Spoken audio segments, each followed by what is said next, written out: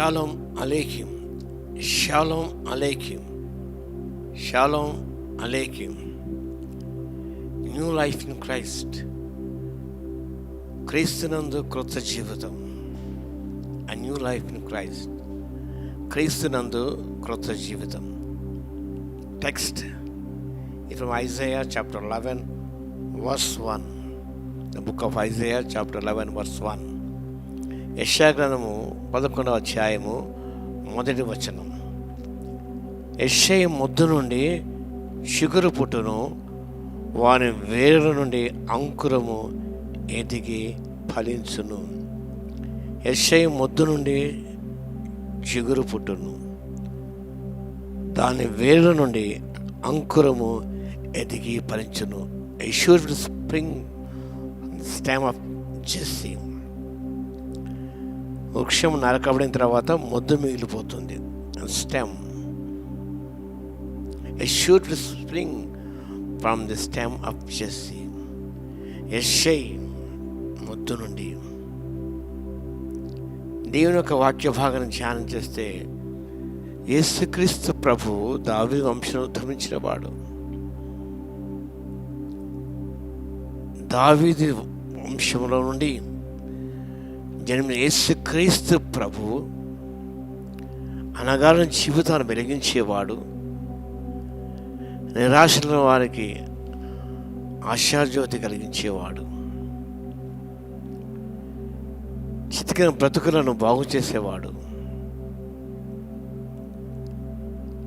క్రొత్త జీవితాన్ని ప్రసాదించే దేవుడు యేసుక్రీస్తు ప్రభువు. ఆయనలో జీవం ఉండెను, ఆ జీవం మనుషులకు వెలుగే ఉండెను.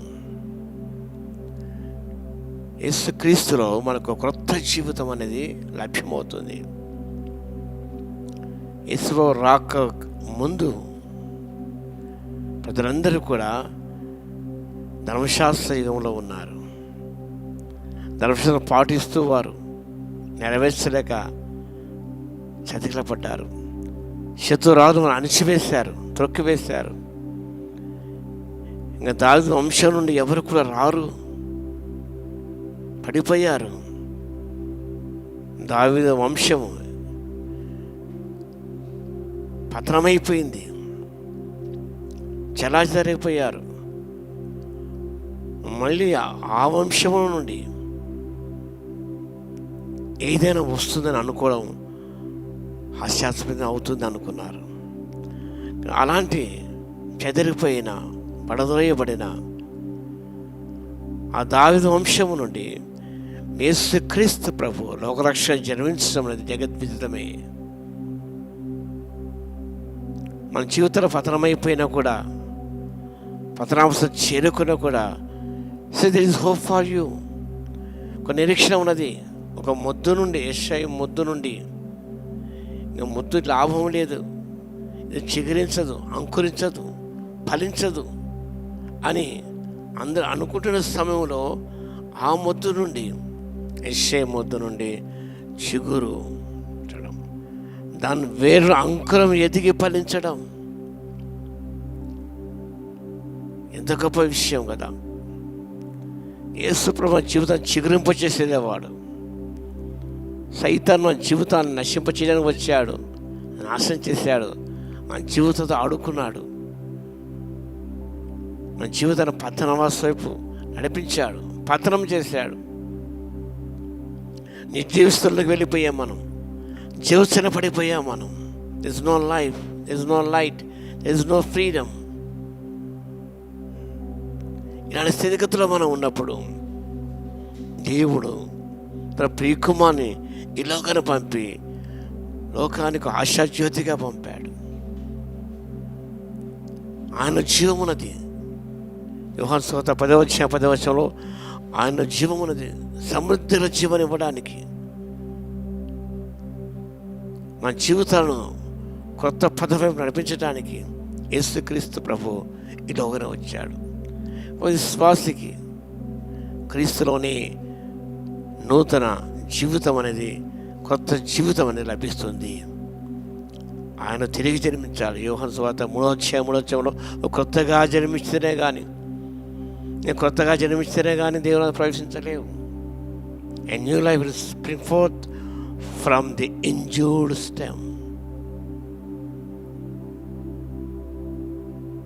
ఈ యొక్క రోగగ్రస్తమైన నరకబడిన ఆ యొక్క మొత్తం నుండి దేవుడు దావీదు వేరు చిగురు యేసుక్రీస్తు ప్రభు యూదాగోత్రమున పుట్టినవాడు ఆయన.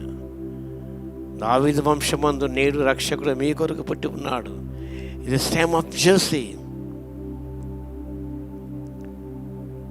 ఆయన మన జీవితాలని ఆయన ఫలింపచేసే దేవుడు, అంకురింపచేసే దేవుడు, అనగారిన బ్రతుకును వెలిగించే దేవుడు ఆయన, ఆరిపోయిన దీపాలను వెలిగించే దేవుడు ఆయన, దశ దిశ నిర్దేశించే దేవుడు ఆయన, కొత్త జీవితం ప్రసాదించే దేవుడు ఆయన. వాక్యభాగం సెలవిస్తుంది, కాగా ఎవడైనా క్రీస్తునంటే వన్నూతన సృష్టి, పాతవి గతించను, సమస్తము కృతమాయను. క్రీస్తులోనే క్రొత్త జీవితం మనకున్నది. ఆయన లేకుండా మనం ఒక క్రొత్త జీవితం మనం జీవించడం అసాధ్యమైన విషయం. తిరిగి ఆత్మూలముగా నీటిలో తిరిగి జన్మిస్తేనే కానీ దేవుని రాజ్యం ప్రవేశం అని దొరకదు. Must be born again. నువ్వు చిగురించాలి. నీవు 12 గోత్రం కర్రను తీసుకొచ్చి ఆ మందసంలో పెట్టే ప్రత్యక్ష గుడారంలో ఏ కర్ర అయితే చిగురిస్తుందో ఆ చిగురించే కర్ర ఏ గోత్రం వచ్చిందో వారి యాజకత్వాన్ని నిర్వహిస్తారు. ఆ కర్రని పెట్టారు. ఒక గోత్రం ఆ కర్రను తీసుకొచ్చి 12 కర్రలు పెట్టారు. అందులో ఒక కర్ర మాత్రమే వికసించినది, పుష్పించిన బాదము కాసినది. ఆ కర్రనే అహరోను కర్ర. యాజకత్వం వారికి అప్పగించబడది. Jesus is called a rod and a stem. ఆ కర్ర అహరోను కర్ర దేవుని యొక్క ప్రత్యక్ష గుడారం చిగురించినదో యేసుక్రీస్తు ప్రభు ఒక యాజకునిగా ఈ లోకంలో ఆయన ఉద్భవించాడు. He became high priest. మన జీవితాలు చిగురించాలంటే కూడా దేవుని మందిరంలో ఉన్నట్టయితే, దేవుని సన్నిధిలో ఉన్నట్టయితే, దేవుని ప్రత్యక్షను పొందుకున్నట్టయితే మన జీవితాలు చిగురుస్తాయి, పుష్పిస్తాయి, ఫలాలు ఇస్తాయండి. దేని దూరం అయితే మన జీవితాలు ఫలింపవు. తప్పైన కుమారుడు యొక్క విషయంలో తండ్రికి దూరం అయిపోయాడు. ఏమైనా ఫలించాడా? ఫలితం సాధించాడా? విజయం సాధించాడా? జీవితం నాశనం అయిపోయింది. కానీ తిరిగి వచ్చినప్పుడు తండ్రి ఇంటికి ఒక కొత్త జీవితం, new life emerge in his life. తండ్రికి తిరిగి వస్తేనే, తండ్రి సన్నిధిలో ఉంటేనే మన జీవితం అనేది కొత్త పంథాలు దొరుకుతుంది.